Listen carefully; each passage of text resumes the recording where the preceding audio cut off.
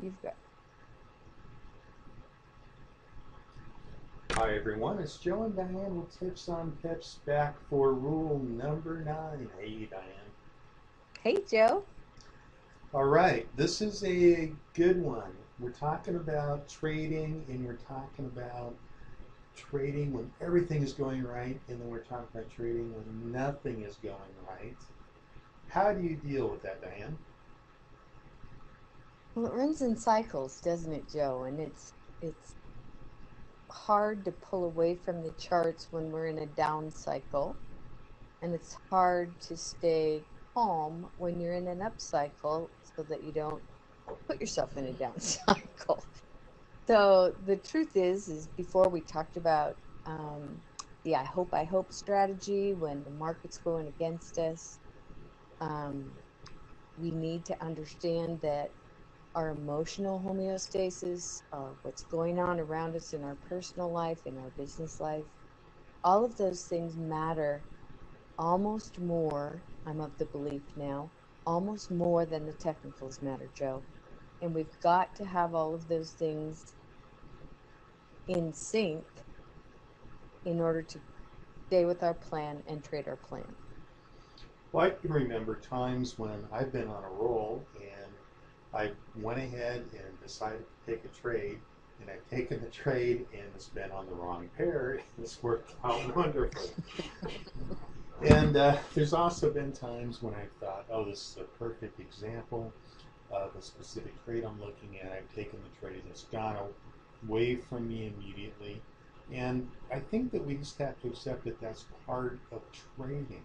Now, when things are going good and you're in the zone, you can do no wrong, what should you be doing at that point in time? Even though it's going well and you feel like you can do no wrong, you should not deviate from your plan.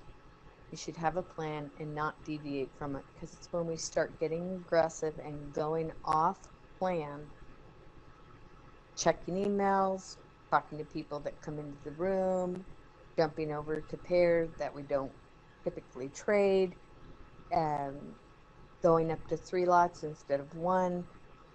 All of those things are off plan. All of those things are going to potentially get us into trouble. So, in good times, we want to Mm-hmm. go ahead and stick with our plan. And I Mm-hmm. think we can be a little bit more aggressive at that level if things are going good, and they know they are, but not out of control. Now, what happens in the opposite situation where no matter what you do, it's wrong? Fear begets fear, Joe.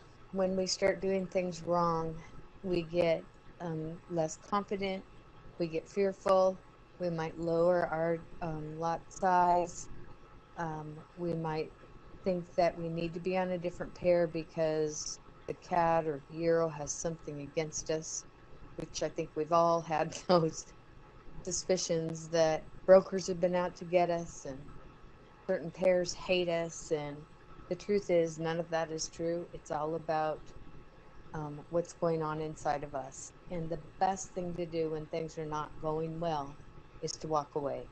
Some people I know have a three-strike rule. They get up to bat. If they strike out on 3 trades, they walk away. I don't happen to do that um, because my fourth trade might make up for all 3 of them. But I do know that you've got to do what works for you.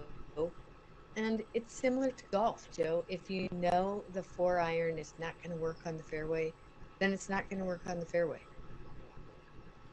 So Okay, just don't do it. Walk away. yeah, we've seen that before. We've seen people that are the best in their chosen field, whether it's sports or something else, that have just been in a slump. I think baseball is famous for that, hitting slumps. And Mm-hmm. what we need to do in trading is we need to realize that it's part of the game. It just happens. And to stick to your plan, remain in control, avoid those revenge trades that everyone tries once in a while. And one thing that I've discovered is that if things are going bad for you in terms of your trading, then just maybe roll down your lot size and take it a little bit easier. And the opposite is true also. If things are running really good, a lot of times you can take a little bit larger trade size because you have some cushion in it. Good advice, Joe. All right, so let's talk about a couple things and we'll wrap this up. The first one here is that I thought a chart might not be the most appropriate background here, so that the background in Forex Live, and I recommend that traders check that it has a lot of good information. I know, Diane, you take a look at this every single day. What do you I like do. about I like that it gives a little more detail on some of the pairs. It gives um, what other people are thinking about as far as the news goes and how that might impact the pair. And I like that it talks about where a lot of traders are standing in particular pair. it? Okay, great. So check it out, guys. It's somewhat similar to Forex Factory for those that go over there. And this concludes lesson 9. Our next lesson, lesson 10, we're going to be talking about technicals and fundamentals. Thanks again, Diane. Thanks, Joe.